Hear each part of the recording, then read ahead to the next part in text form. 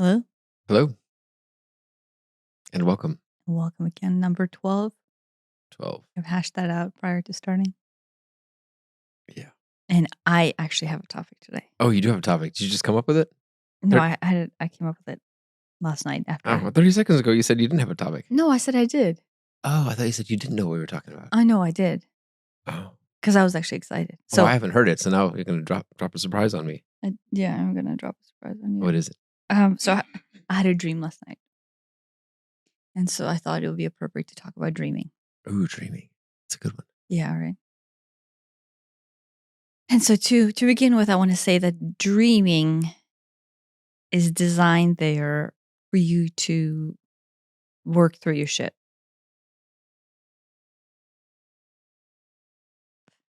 That's perfect for the dream I had last night. Yeah. That's perfect. Yeah, we'll get there. And so now it is fun and it's a good playground to play with. But I think if you use it as a tool, and you and I have, like, anytime, we sit down and have discussions, a lot of them start out or end up or get backed out by, like, oh, yeah, and I had a dream about this. Or they just start out with, I had a dream about this. And then we spend, hours, if not days, trying to resolve whatever that dream tried to bring up or try to address. Yeah. And so I will say that dreaming is just an amazing tool if you use it right. Besides the fact that you can have fun there. Yeah.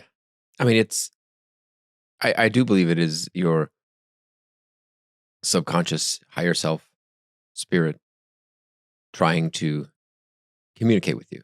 Mm-hmm. Because guide you, yeah. To show you things that it once brought to your attention, things that you haven't worked through, things that are, on the top of your higher mind that you may not be fully aware of in your waking day to day. mm-hmm. Or maybe it is affecting you unbeknownst to self. Yeah.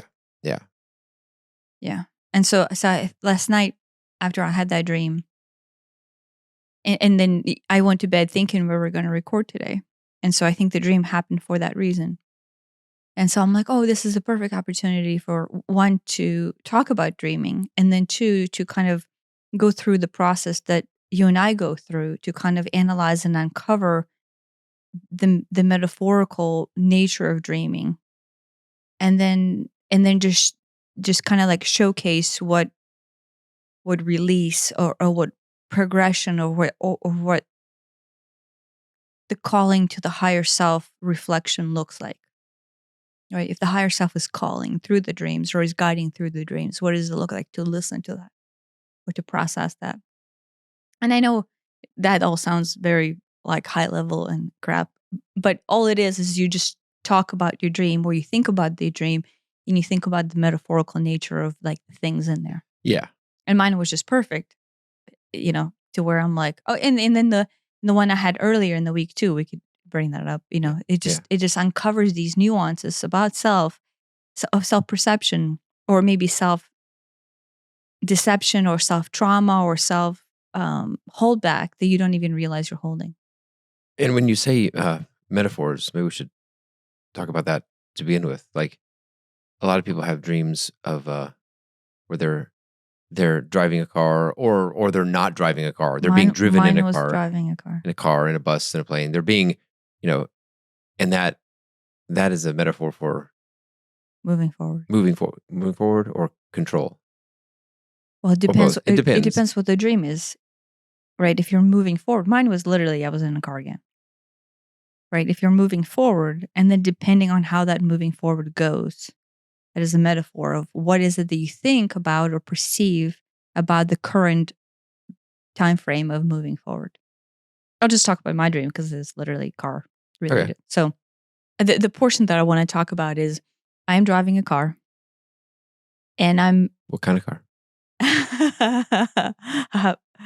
I don't know. Maybe so. There might be some anxiety about that.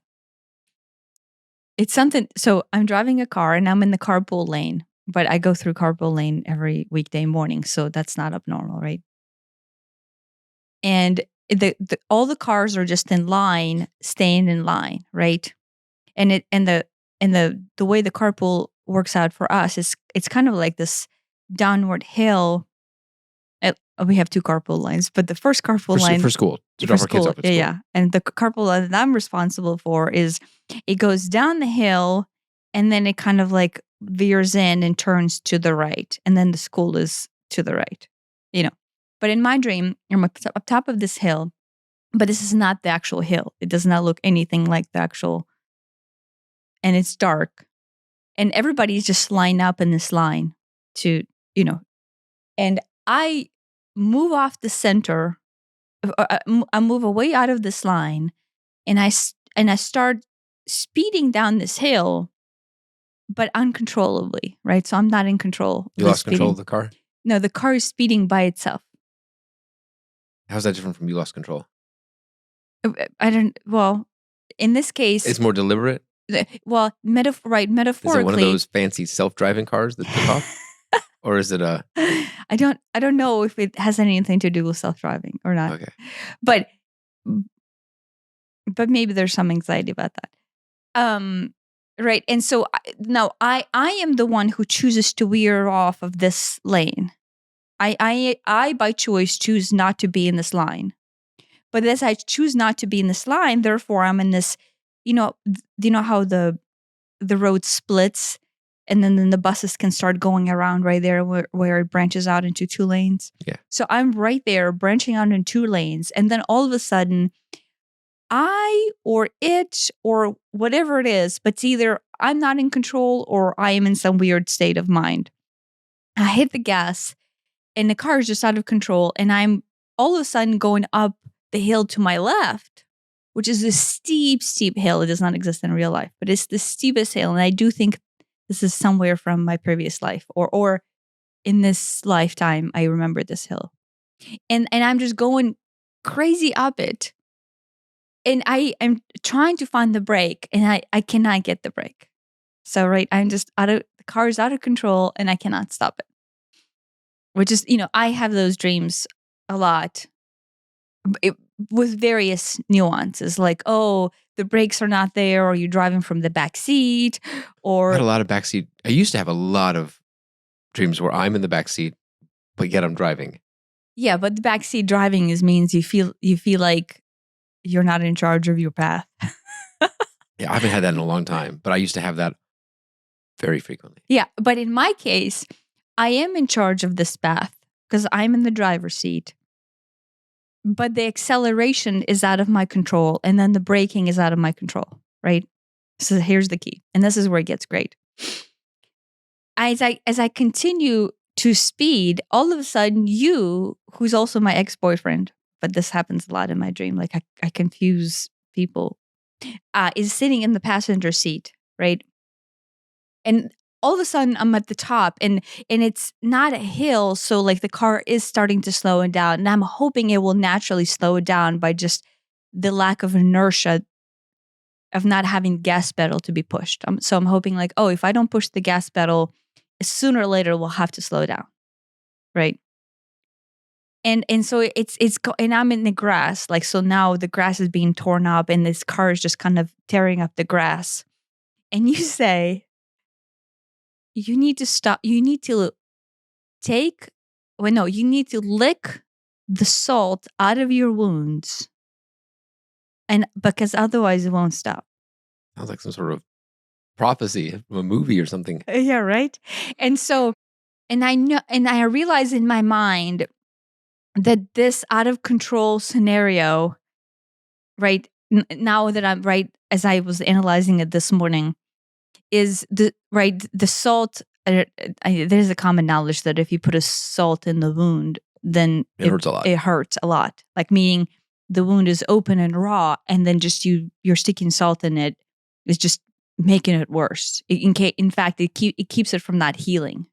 I didn't know it keeps it from not healing. Yeah, it keeps it from healing. It does not let it heal. Okay, at least that is my knowledge. I don't know. I could be wrong about that.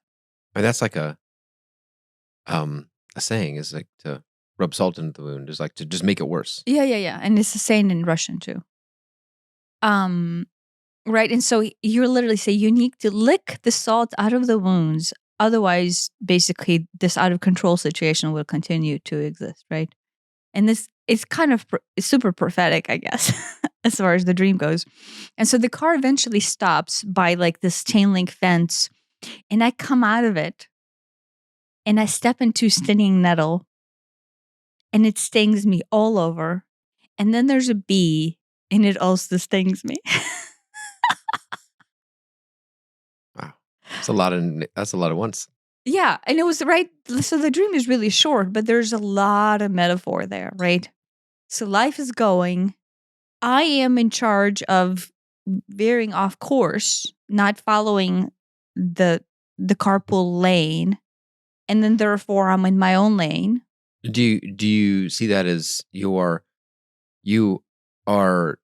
taking a different path than you should, or a different path than most people? Is that a good thing or a bad thing that you're veering off course? Are you veering off of the course you're supposed to be on, or you're veering off of the course you're not supposed to be on onto the course that you are supposed to be on, or something else? Yeah, I mean, to begin with, when I veered off the carpool lane, it felt right, right? Mhm. It felt like, oh, this is the right thing to do. Like I did not feel any.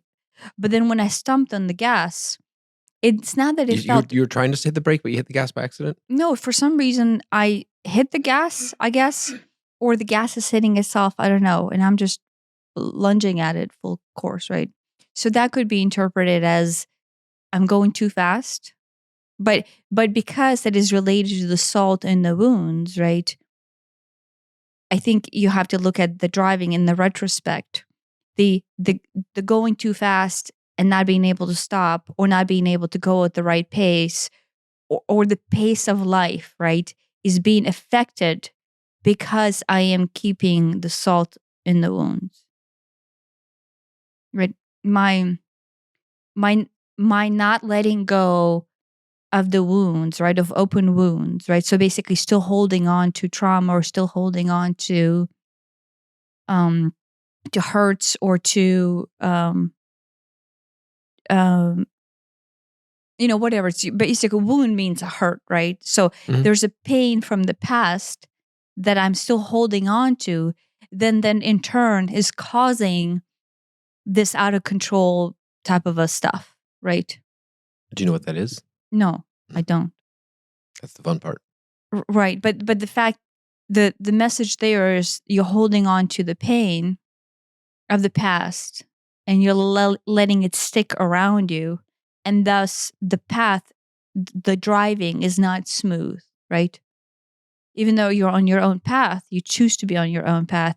It is not an easy going situation, right? Because meaning the message there is, because you said you need to look out, I need to wash away or let go of the wounds from the past, right? And as I woke up, and I spent 3 hours not sleeping in the middle after that dream, I was laying there thinking, what if it's just a matter of me feeling like, okay, if I think, right, this is going back to the book that we still haven't finished, but thinking of, where do I feel the hurt? What is it that I feel the hurt at, right?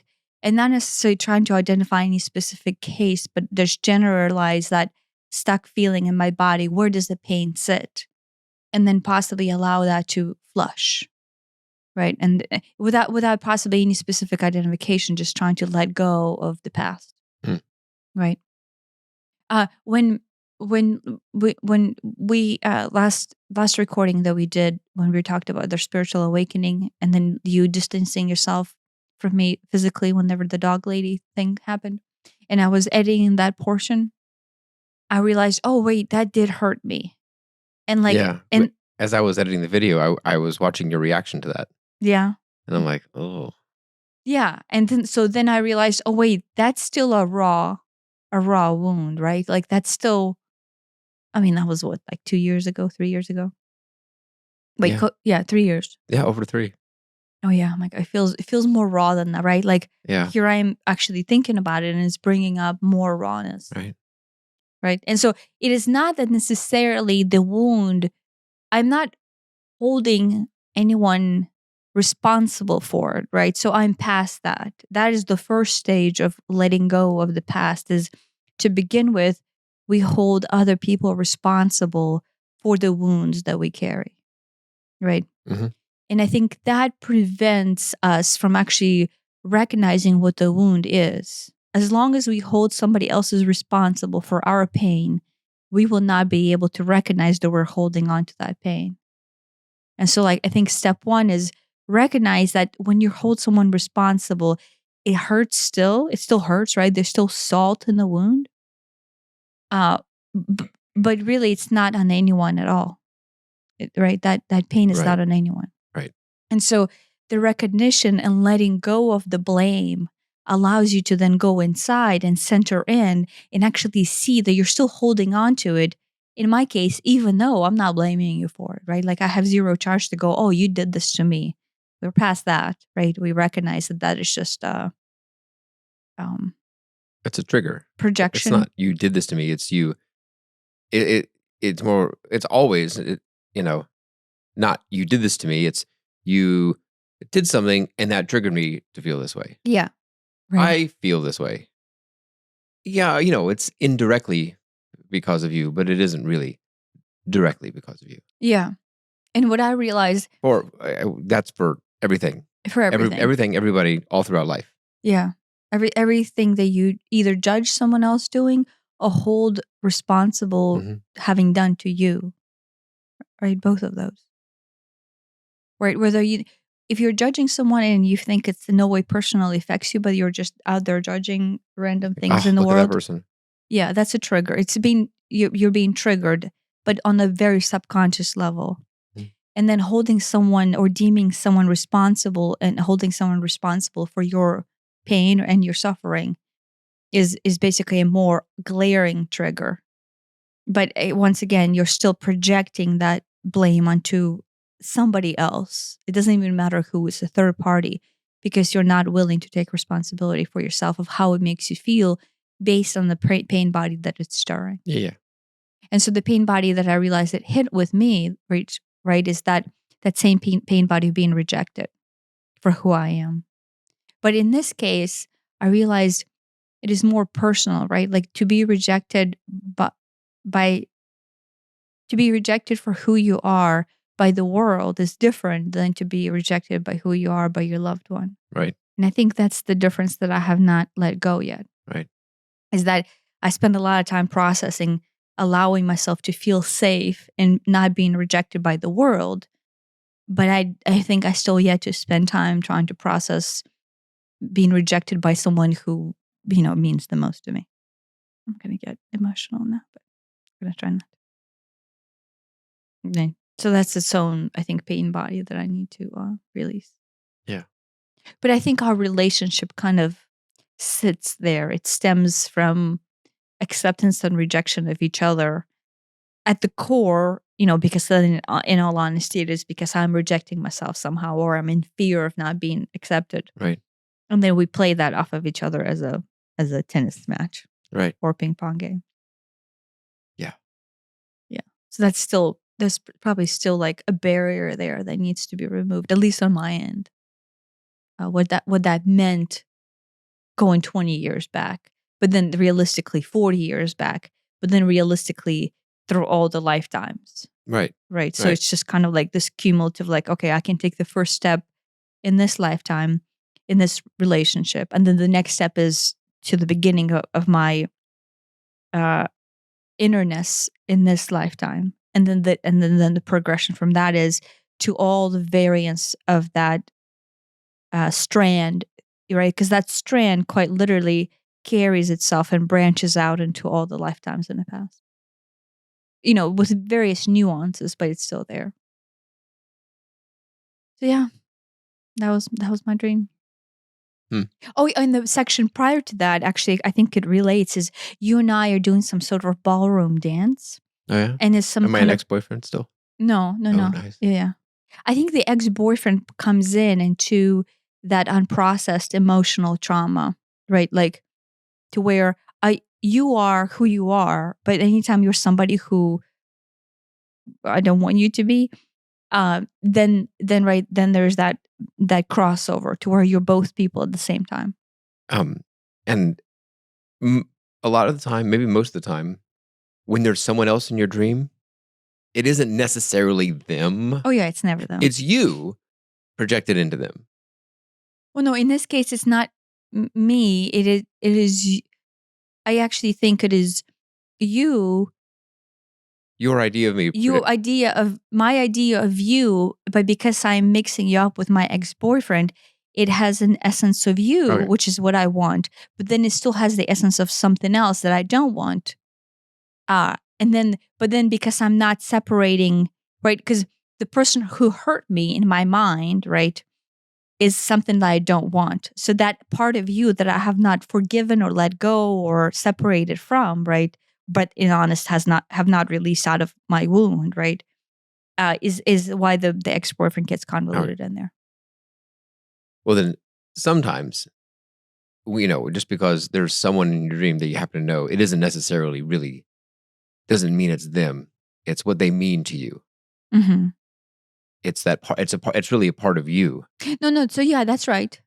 That still relates to me then. Yeah. Yeah. So it's a part of you that you are, you could call it an archetype, a Jungian archetype, or something that is, it isn't necessarily, I guess in this case, it isn't me in the dream necessarily. It is your projection of me in the dream. But, but that comes from within you.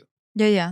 But the projection is you are the reflection of the pain body that still holds the wound that I'm still needing to lick, right? And then think about licking of the wound. That is literally what a wounded animal would do, right? And so you're telling me that I need to lick the salt out of my wounds, right? Yeah. Which you could also take it as take care, address, nourish yourself, nurture yourself, yeah, and allow this hurt to process. Mm-hmm. You know what I mean? So it's so nuanced and metaphorically, you can't even come up with this. Right. So higher self is magnificent. And so, right. And if you, and now I'm not saying every dream has that type of potential for analyzing, but that is what you and I do a lot of the times is we take a dream that does have that potential, right? And then is in our wheelhouse to analyze because it's a little bit more approachable. And then we talk about it like this. And I want to give the credit to, I took a dream workshop with someone who I highly respect. I don't think this person listens to this podcast, but her whole dream workshop teaching was basically this. And she referenced the fact that most of the most prolific discoveries but then also spiritual guidance. In her case, she talked about the Bible, like the Jacob's ladder, right? So those type of high arching concepts were all dreams. And then there's spiritual guidance that allow you to process and let go and really kind of awaken to real being as opposed to suffering. Does she have a book? Oh yeah, she has a book. Yeah, okay. Joyce has a book.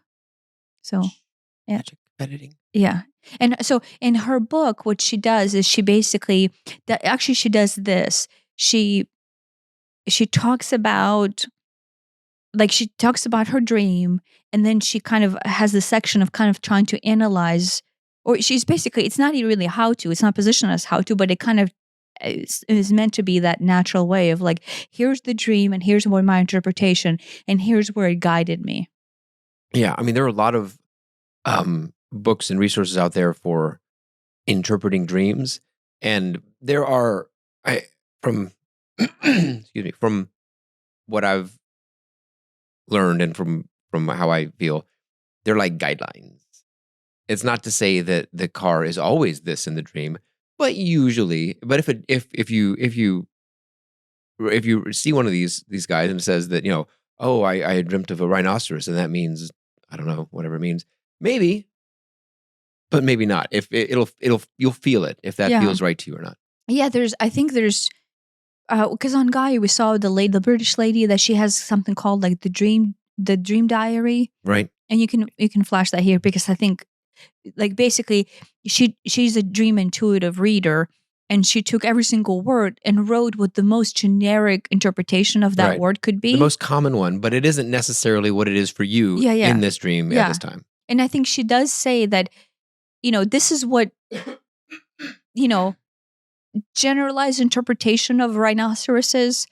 But first, I think she says, always first start looking in within you. What does rhinoceros mean to you? Right. Right. Like to me, rhinoceros won't mean the same thing to someone who is, works in a zoo, or who is, in the, where are they? Africa? Mhm. Works on the Safaris. and safaris, protecting them or something. Mhm. That would be very, very different meaning than it would be to me. Yeah. What does rhinoceros mean to you? They're big and strong. Oh, yeah? They're big and strong, and So, like, if you dreamt of rhinoceros, it would be like strength? I guess strength. Okay. I don't think I've ever had a rhinoceros in a dream. I never had a rhinoceros in a dream either. I've only seen a handful in real life. Like Just at the zoo. Yeah, I guess we're not the safari type of people. No. We just had that discussion yesterday. We're not going to go there. To me, shooting on a safari is shooting with the camera. Yeah, right. That's beside the point here. But yeah, to me, rhinoceros, I almost imagine them like armored. Right. Like they feel like they're armored, and then like what was it? maybe like one protected, right? But my thing is security, right? That's like if you had to go, oh, what's going to trigger you? With me, it's security. Do you remember in the beginning of Kung Fu Panda? Mm-hmm. Spoiler alert. When the tiger is escaping from the prison, and all the guards are rhinoceroses. Oh, yeah, rhinoceroses. Yeah, because who's going to take out a rhinoceros? Yeah, they're rhinoceros versus a lion, rhinoceros versus a bear. I don't know. Rhino might win. I don't know. Yeah. When I was growing up, I always thought of rhinoceros as like stocky and strong, I guess from your perspective, but armored, Right. like meaning like they have protection and armor. Triceratops of the modern world. Right. I mean, how crazy is that? It has a freaking horn. It has a horn. Two, right? Don't they have two? I thought it was one.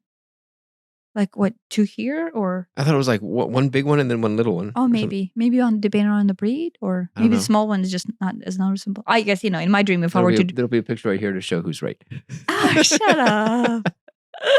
In my dream, if I were to draw a rhinoceros, I would just do one horn, but I could be wrong. It's like, whenever people draw, there's those exercises when somebody's required to draw a bicycle. Oh, yeah. And it turns out that nobody knows how bicycles work. Yeah. There's like support triangles in there that like nobody can really. Right. Everybody's seen a bicycle. Yeah. But they are hard to draw. I think, I mean. Right. Yeah. Maybe as a fun exercise, we'll both draw a bicycle. We'll both draw a bicycle. And then you'll put it up here. It up right here. It both stacked, and then we can see who's more accurate. Yeah. We get off topic again. No, but so in one, I think everyone dreams, and so it's like this fun little place to play. Some people don't remember their dream. You know what I have noticed?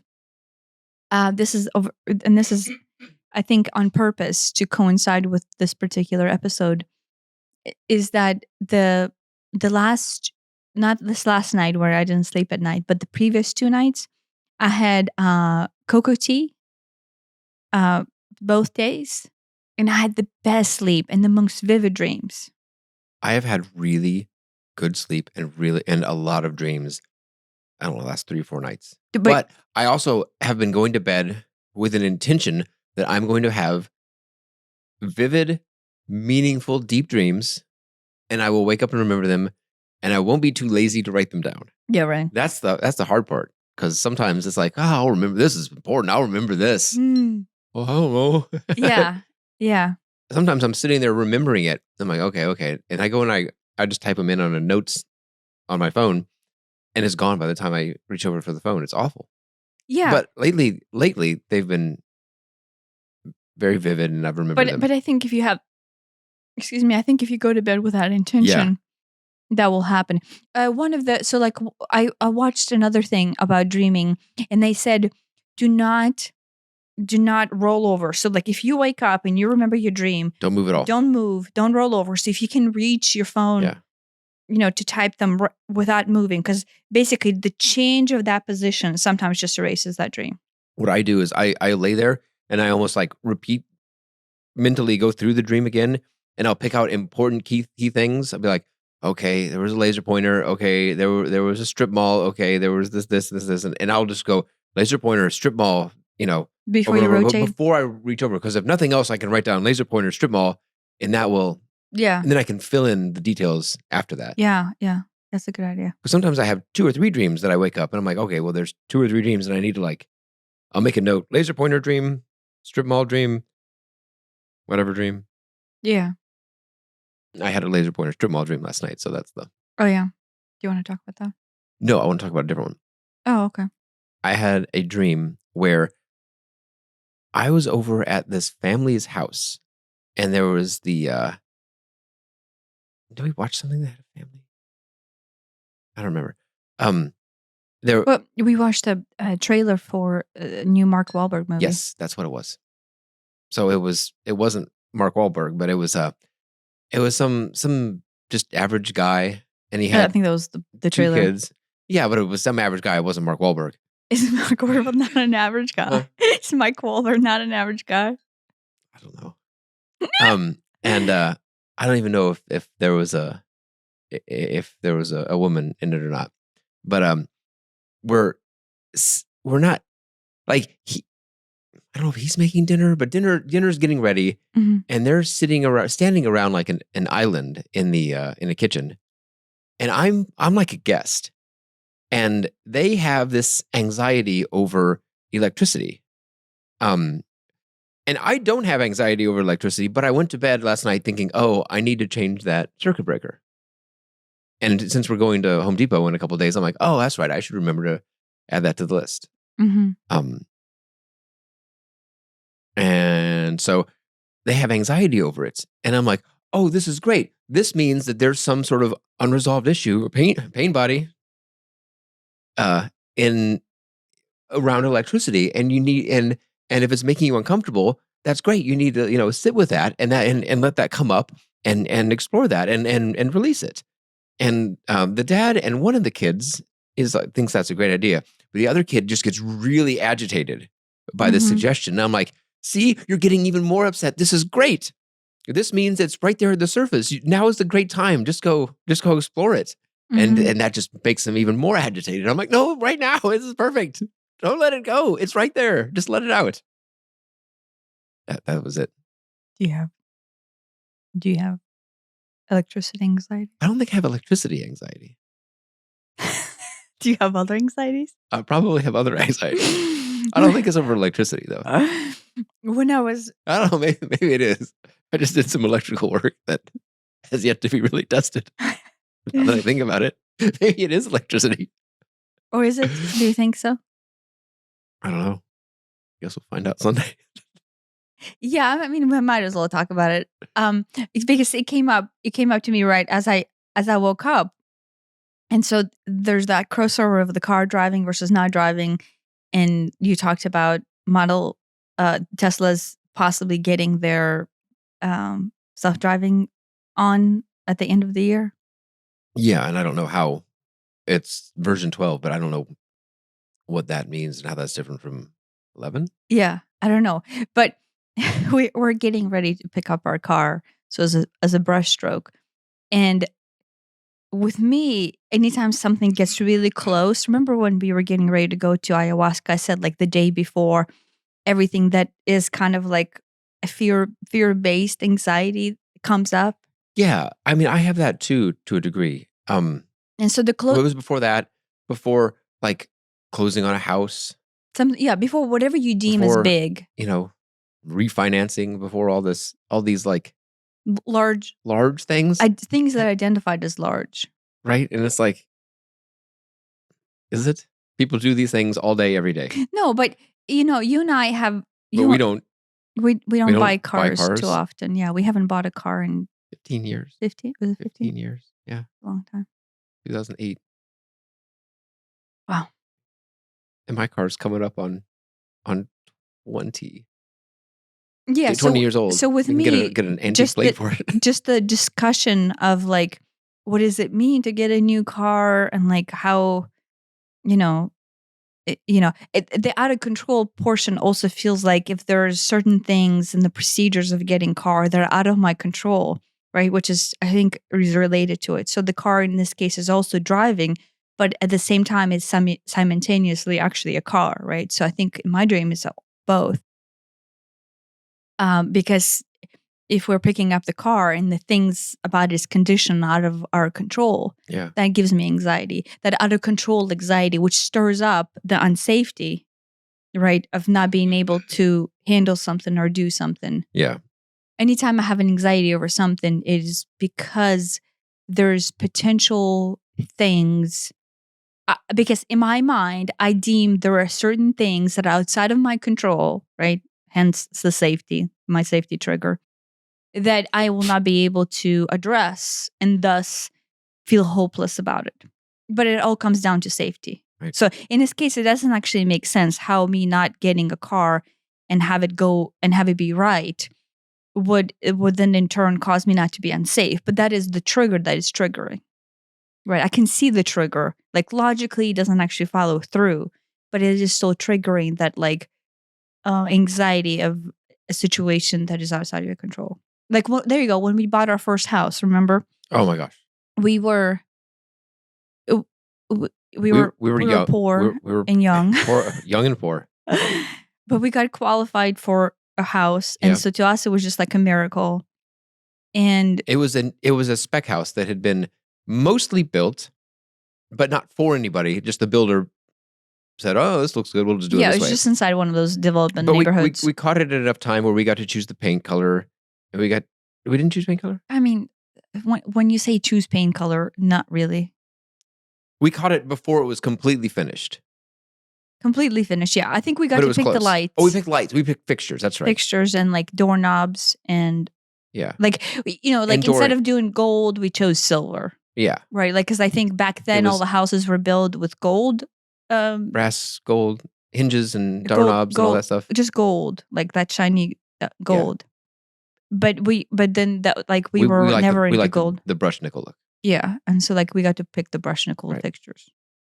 But the house wasn't complete by the time closing rolled around. Mm-hmm.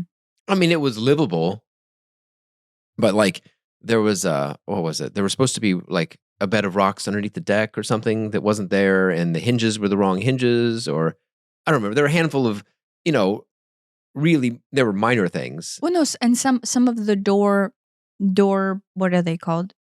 The thing that has the door swing were gold. The door hinges. Is that hinge? Okay, hinges. Yeah. Yeah. They were the wrong door hinges, and a handful of cosmetic things that wouldn't prevent you from living there. Yeah, but they needed to be done before. But they needed to be done. They were supposed to be done. That was the deal. Here's the list of stuff that is still yet to be done. Mm-hmm. And someone recommended, oh, hey, don't close, because once you close and the builder has his money, you're never going to see him again. Mm-hmm. Don't close, or at the very least, withhold some money. Have a $1,000 or $2,000 sit in some sort of escrow until he does the whatever the list was. Mm-hmm. And I guess we asked our realtor to do that, and the realtor tried.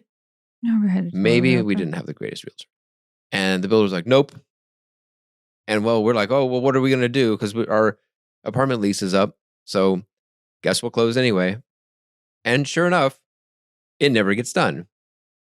And a couple months go by, and the only way it got done was by you had to call up. Was it the BBB or the Home Builders Association and file a complaint? Mm-hmm. And then he's like, "Why are you filing?" Yeah, he got pissed off. "Why are you filing a complaint?" And we're like, "Because you never finished it."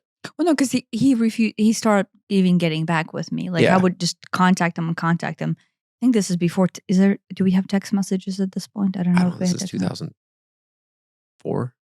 I don't even know if there's such thing as text. Maybe there's text. I don't know. Whatever it was, I tried to contact him. He refused to acknowledge me. He sent a carrier pigeon over. Carrier pigeon. Right? Like to say right now that there was a time before you could send a text.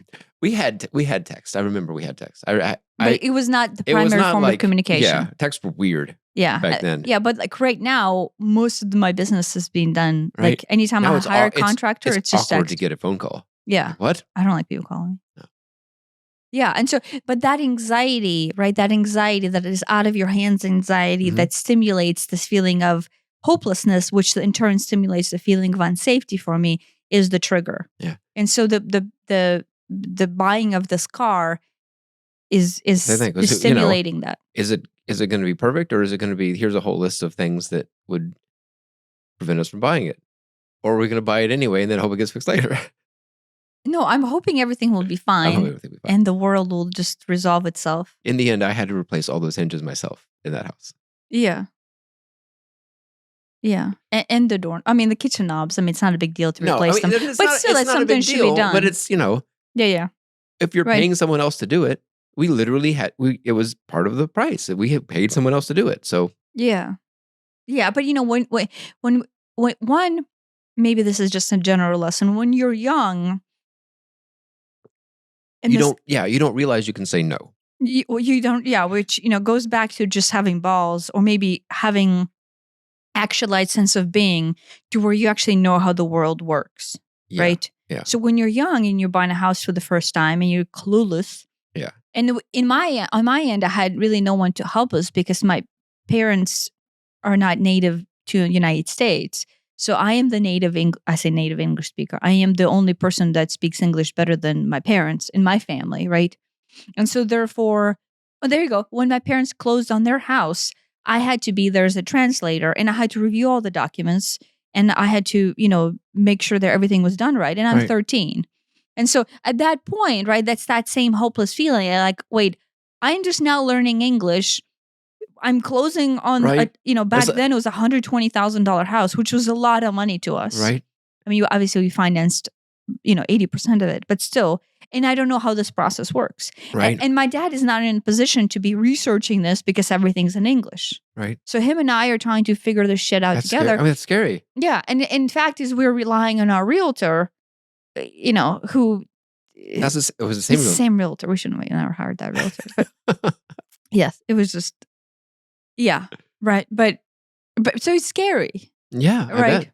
Especially if you don't know how the world works, you don't know what the rules are, you don't know what you can ask for or not ask for. If somebody says, "Oh no, this is just the way how things are done," at that time, based on my status quo, like you and I didn't push back. Right. We could have said, "Guess what? We're not closing until you pour rocks under our deck." Yeah. Pro tip to young people listening: don't buy something that you're not completely happy with. It is. Let's say it's a builder or even an individual holding onto a house.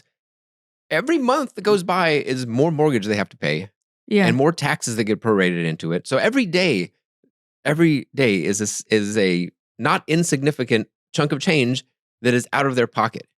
It would be cheaper for them to, and this is the builder. He's not the one screwing hinges on. He has his subcontractor do it.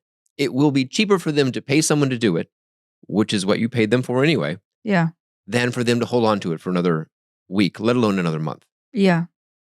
Yeah. So if we had said, okay, well then we'll just wait until it's done. How about next month? He would have said, okay, well, I'll get it done before that. Yeah, but absolutely would have. Realtor did not push. But then honestly, at the time, and this is gonna even make us even more pitiful, but we did not have enough money to make the next month's rent on our apartment. Right. Because we were that poor. Everything was going into this house. Yeah. And in fact, we did not have enough money to get a refrigerator and a washer and a dryer for that house. And we had to build that into our home loan. Yeah. And finance that out over, 30-year, I'm assuming it was a 30-year loan. I mean, that is just pitiful. Like thinking back right now, it makes me want to cry how pitiful we are. Maybe that's another wound I need to lick. It was cute. I mean, it all worked out amazing. No, it worked out amazing, but remember, just the amount of stress. There was a lot of financial stress, right? Because you just got your job. I am on commission. I don't know what my paycheck will be from month to month, right? The whole thing. So I'm hustling over there. And this was pre. What was it? the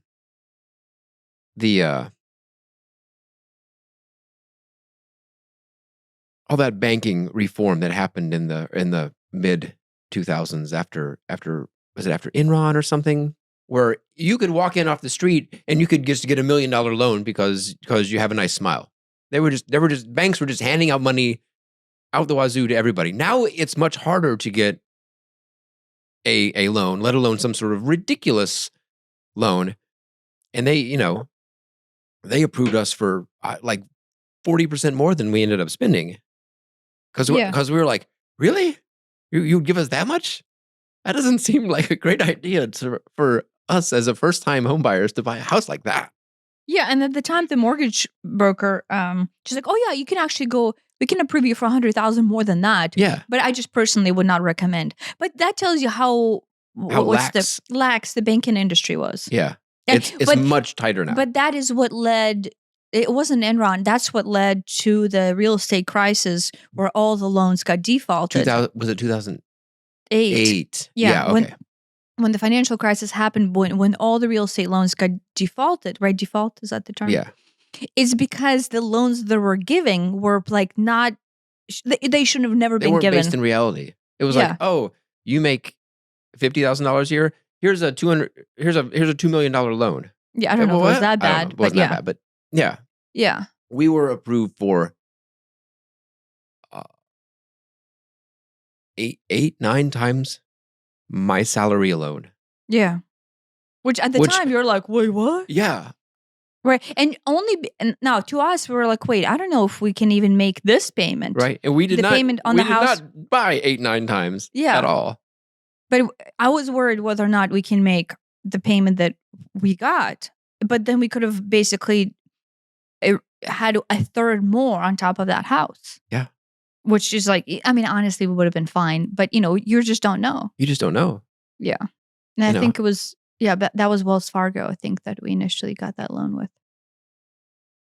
Yeah. But now I guess the real estate industry is completely different. And the loan industry is completely different. So everything's a little bit more tighter. Since then, there's, prove it.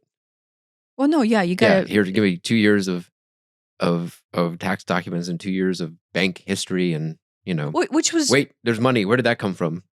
That was always the case. Was that? I don't remember. That was always the case. Because I remember like anytime you would, you would deposit money if you had a stash in the mattress and to decide to deposit in a bank so you can make a deposit on, they needed like 6 months for that money to be in there before they could ask questions. I guess I don't know if people still have money in the mattresses, but my grandma had it in her underwear drawer. Oh yeah, Good place to keep it. I guess. I mean, it was an armoire. If I was a burglar, like would I even look under a mattress? I don't know that anybody would ever keep something under a mattress. Under the mattress or in the mattress? Oh, you mean in the mattress? Oh, I don't know. Do they open? I guess you can cut a slit in it. I don't know. Oh, it'd probably be all the dead skin and all that shit in there. Well, even better. The burglar's not going to look. That's right. Well, they got my money, but they also got my bed bugs. No, I meant like just dead skin. If you have bed bugs, I think there's a whole other set of issues. Yeah, so we kind of got distracted again. We did. What were we talking about? Dreams. Oh yeah. Yeah. Well, buying a house is a dream. Yeah, not those type of dreams. More of a nighttime dreams. Nighttime dreams. Yeah, and then everything that it brings up. Mm-hmm. What was the laser pointer in? I don't remember. I was on a bus with a bunch of people and we went to some strip mall and we went into the store. It was like 4 a.m. and the store had these weird hours when they would open the doors and then they would lock the doors. So we got in at 4 a.m. and we were in until 6 a.m. the next day. So for 26 hours, we were going to be locked in here. But then I guess afterward, I don't even remember spending the time in there. But then afterward, we're outside and it's 6 a.m., but it's dark. And I have this laser pointer, which kind of works and sometimes it doesn't work, which is exactly like the one I have up there right now. Mm-hmm. But it's red. It's the green one that does that. My red one works great. And I'm like, oh, and I see like there's a building far away, and then there's another building even further away, and even further away, and I'm trying to like aim it at that, but I can't hold it steady enough because I don't want it to hit the windows. I just want to have it, and so I brace it against a wall, like a corner, and I'm like shining it at that. But it's like it does exactly what my green laser pointer does, where it's like sometimes it's bright and sometimes it's not, and there's no rhyme or reason as to why it is or isn't. And if I really want it to be bright, I just open it up and close it back up, and then it's bright. Like the battery almost disconnects. I've changed, yeah, and Like I've the tried new connection. batteries. I've tried all kinds Aluminum of foil, stuff. maybe. Maybe that's a good idea. And so it's like, I'm like, oh, look at that, it's all nice and bright, and then I'm like, hey, look, you can see it way over there, and he looks and it's so dim that nobody can see it, and What is it? I mean, is that something to analyze? probably, I don't know, off the top of my head. What does laser pointer represent? I always liked laser pointers, and it took me a long time to get one because first time I learned about laser pointers was in high school, and I was on a college campus, and they sold them at the store, and my friend had money, and he bought one, and I'm in high school, and you don't carry money with you, and I couldn't, but I wanted one, and so when we went back the next year, I brought money, but they didn't have them, and then they never had them again, and it was much later in life when I finally got a laser pointer. So there's some sort of lack Lack. Scarcity. Scarcity of laser pointers. Now we have a lot of laser pointers. So you're compensating for the feeling Right. of scarcity. I bought a 3-pack because I wanted 3 different colors. Yeah. Everyone has got a red laser pointer. I wanted something that wasn't red. I wanted green specifically Yeah. because I was going to make a So, like- video about it, but So that's the one that doesn't work. The one I wanted the most is the one that has the problem. yeah, but I'm sure aluminum foil will just fix that. So you having a laser pointer is some sort of offset to feeling of lack, Yeah. right? Back in the day, they weren't cheap either. Yeah, I remember buying mine at Kroger. It was probably, I don't know, $10 or something. Yeah, Which, mine was like 12 or 13. For a stupid Kroger toy. or a gas station. At the gas station, the checkout sometimes have they all would kinds of hang weird right stuff. there. Yeah. But that was back when they were new and fangled. They would just, and they would be expensive too, so they would be closer to the register. Harder to steal. I guess because you can pocket that. I guess. Oh, yeah. I think we still have the red one that I had. Yeah. So Is that the little keychain one? yeah. Oh yeah, it's upstairs in the. Is that yours or in mine? the awesome drawer? It's not mine. Okay, then it's mine. Yeah, but that one's well made. So having a laser But pointer. it takes weird batteries. Oh, it does. It's not like a AAA. Yeah. So having a laser pointer is lack, the opposite of lack, right? Opposite of abundance. No, it is having is abundance. Yeah. Right. Feeling fulfilled or abundant or feeling like you have what you want. Yeah, I see what you mean. Yeah. Right. So you in the dream you have the laser pointer and you have what you want, right? And then you showing it to somebody else is showing off the fact that you have what you want. But it working or not working, which is that intermittent state, is that then you being able to you feeling fulfilled with what you have versus not feeling fulfilled with what you have. But I don't know if it has to do, does it feel like it has to do with showing off, or was it just like the excitement of the happiness It was of the playing excitement. with it? I wasn't like, ooh, look at me, my fancy laser pointer. It was like, hey, this is cool. Yeah. So feeling fulfilled in this abundance, but then at the same time experience intermittent lack thereof, right? It not working is what. When it's not working, when you're abundant and you have what you want, but then it's not working. Yeah, right. Is that lack, or is that somewhere in between? Because you have it, but it's not really exactly what you want. It's not giving you the satisfaction that you thought it would. Right?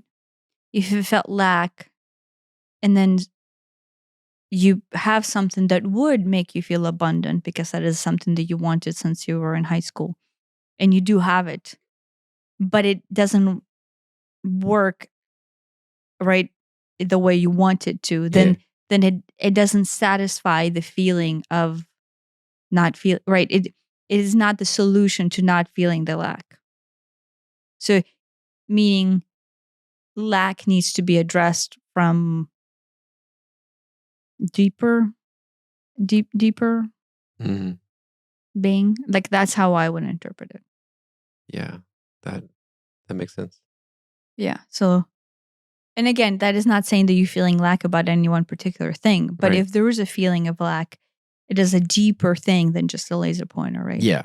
I mean, it isn't in real life about laser pointers. Yeah, but in this case, what is the true solution to feeling lacked? What is the true point of self-satisfaction when you feel in lack? And then maybe the question is, what is it that you're feeling lack about in this particular instance? Like within this, this week or last couple of days, or what is the point of lack? Like, what are you feeling you're lacking? I mean, I've also have a similar anxiety about the car being okay. Yeah, but I think we're bringing that on ourselves. Yeah. Yeah, but at the same time, this is a perfect time to reflect. Like, okay, if we have this much anxiety for car being okay, What I just, what do you, how do you pick up a car? Is there like a check? Okay, here's a checklist. Make sure that the trunk closes, make sure the lights are aligned, all this stuff. And it's like, oh my gosh, this list, it's a lot of stuff that it's on the list because it has gone wrong for somebody. This list is a compilation of everybody else's horror story. But this is like doomsday planning, and right? there's all these horror stories of nope, the car was terrible, and now you're back in the line to get a new. Oh my gosh! So it is this. I've read a lot of horror stories about picking up cars.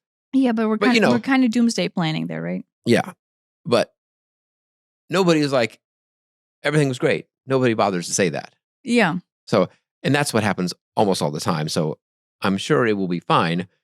But yet I have just read a whole bunch of bad stuff. Yeah, but I think we are also the type of people that get anxiety over like these things that are just, this is the way it is, period. And it's outside of your control. And then with me, going back to that scarcity and fear and not safe mindset is, if it's outside my control, it's unsafe. Right. And to make it worse, oh, it's okay. You get 72 hours or 100 miles to report anything. Home's 105 miles away. Okay. We'll have an update whether or not we have a new car that we've been waiting for 15 years. That's the thing is, if you and I did not spend last 15 years, I'm not saying last 15 years we were saving up for a new car, but we've been saving up for this car for the last 5 or 6 years, right? If we did not spend last 5 or 6 years building up to this like once in a lifetime, what it feels like. Yeah, to us this is a big deal, and we saved up money for it, and we planned for it, and we searched for it, and we've been trying to get a car for the last 3 years. Some people buy a new car every few years. Some people lease cars. Some people buy used cars. It's like we buy a car and we keep it for 15 years. Yeah, that's our thing. Yeah, so I think if to most people this is probably just like a brushstroke of just like any other day. Like they trade cars all the time. But to you and I, we have built this up into like once in a lifetime situation, like on the same level as buying a house. Right. In fact, we have bought some houses that we have for the price of this car. Maybe less. They needed some work though. Yeah, some houses we have are less than this. Right. So to us, it is a big deal. And we have pumped ourselves up to be even bigger of a deal. Right. Like to most people, like whacking out this chunk of change on a car is like just another day. Maybe because you're not, like I grew up super poor. And then scarcity, and then like big money decisions were never made. But then through our lifetime together, anytime we would make a big money decision, I always felt that sense of apprehension. I'm like, wait, I have not done this very often. I don't know what could go wrong. This checklist is super ginormous. And so like, it's like. One of the things said, budget about 90 minutes to go through this checklist. I'm like, an hour and a half to go through this checklist. I don't know. We'll see. Yeah, I didn't grow up poor. I grew up squarely, American middle class suburbs. But I had I won't even say frugal. I'll say cheapness, where I would hesitate to spend money, especially on myself. Yeah. You see, I have that same thing. And I wonder if that comes more from the pain body of not being deserving, more so Yeah, than our upbringing, I think like it is. income levels. I think it is. I would feel like maybe guilty about asking for a larger present, even if I wanted it. I may still ask for it, but there was definitely some sort of unease about, Mm-hmm. and my parents were they had enough money to get it. Yeah. So, but still, I guess I didn't know their financial situation growing up. Mm-hmm. But it was I don't know. I don't think I asked for an awful lot, but I always got whatever I asked for. Yeah. And with me, I guess, we didn't have money. How about this? At least I perceived us not having money. I guess my dad's like, my gosh, you would just like, why, you would just, like, he made a comment like, why in the heck was I this way? Like, in so much scarcity. And then I was in shock. I'm like, because I thought we were super poor and I couldn't ask. Or like, right, like that was just my understanding of my childhood. And now the tables have turned when they tell you what they want for Christmas. Yeah, but like I think what it comes down to, my parents never wanted me to feel scarcity. So they thought that they were going out of the way to make sure that I didn't. But I read between the lines of like, oh look, we don't know if we're going to make it from, because in Ukraine you get paid once a month. So we don't know if you're going to make it from this month to next month based on the income, right? And so I knew, like, I just felt guilty asking for candy bars, and I felt guilty wanting clothes, and I felt guilty wanting toys. Not even because in, Soviet Ukraine, one, the chances of you getting candy bars or even clothes or much less toys was not even an option, right? Was just not really something that you did, but I felt guilty about it. Mm. Like, and still, but I think it's probably came from a previous life. I mean, I felt guilt about it too. Yeah. The Panther's coming. I remember one specific time where You comment? uh, Yeah, I see a sassy walk. my dad took me and my brother to a movie. I think it was a cartoon or something, I don't know, in the theater. And then he fell asleep during it. Hmm. And I felt so bad that he wasted his time and his money to go to a theater with us. And in reality, going out and having a nap in a theater was probably the highlight of the day. Let's be honest. That was probably For him, yeah. that was probably time and money well spent. But to me, the idea of to me as 8 years old, I don't know, the idea of sleeping through a movie is you missed the movie and you wasted the money and you wasted the time, right? And I didn't understand that, but I mean, I still have this like there's this discomfort that comes up with the idea with that memory that he would have wasted the time and wasted the money. He was probably just happy to be out with his kids Yeah, sleeping. and sleeping even better. No, but right, you say that there's discomfort, and I say same thing. There's discomfort about picking up this car and what it all means and all this. But what we should do is we should work on allowing that energy to flow. Yes. Right. Not just like talk about it and then go, okay. Yeah. Till next time. So do exactly what I just said to do in the dream. Oh yeah. Yeah. Yeah. But I think that is the lesson of you to you of as things come no, up to let go. I know it is. I know that much. Yeah. It is. Whenever you teach something to someone in the dream, that is basically you are asking yourself to do that for you. That's the same thing as I think we mentioned on the last or 2 episodes ago. I had a dream about the queen, and I'm talking to you in the dream, and I'm like, that's her pain body. She needs to work. Yeah, but all of these dreams that you're having is basically you're telling yourself to work on things. So if there has been a week in between and the dream reoccurred, the same message under different circumstances, that means you're not working on so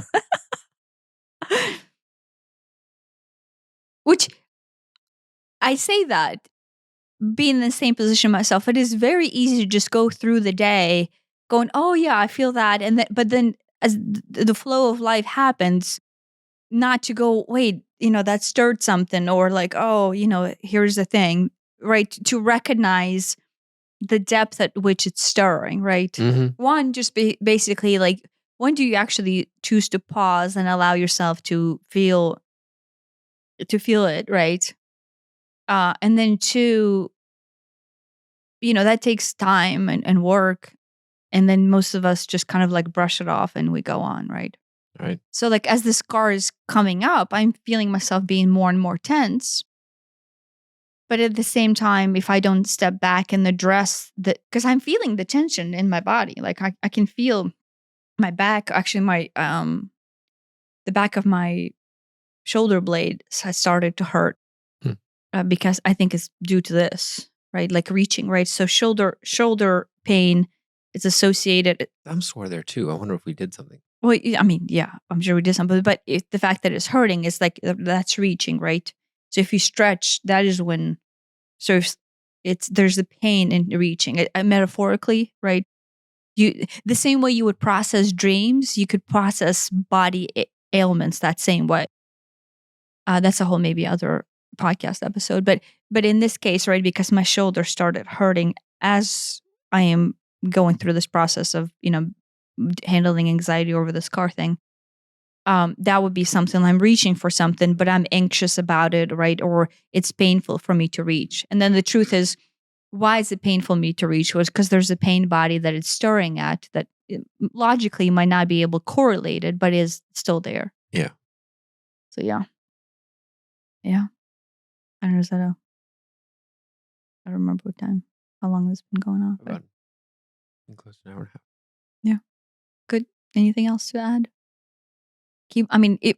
Maybe go to bed with intention like you do, Yeah. with intention of having a dream and then having intention of remembering the dream. And then write your dreams down. Yeah. I mean, you don't.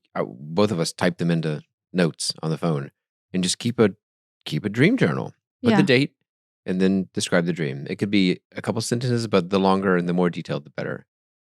And I like it on digital because then you can go back and search for it. Yeah. And sometimes, if there's a topic, I'll like do a hashtag, hashtag car, hashtag falling, hashtag school, hashtag tooth. These are all the common dreams people have. Mhm. But it's interesting I haven't done it, but I think it would be interesting to go back and go, oh my gosh, look at this period of time when I had all these dreams about, missing classes in school, or I can't open my locker, or my Yeah. tooth's falling out. Yeah. Sometimes something comes up and prior to maybe 21 is when I switched to digital but like I have things that I wrote in, and you're less likely. I feel like I'm less likely. Back then, I'm less likely to write them in because that is more work. Like I have to remember it. Yeah, because you're not Then I have writing it to, up. We're not writing it in a book at 1 a.m. yeah, right. So I have to remember it into the morning, and then I have to sit down and take time to write it. Yeah. So at night, even if it's just the gist of it, it's easier. But then I was looking up something that was another kind of like prophetic dream that was important in this time and space. And it was written, handwritten. And it would have been easier if I could search it for it. Now, spirits just took me right to that page in that big book, but yeah, that'd have been easier. Yeah, dreaming. Happy dreaming. Happy dreaming.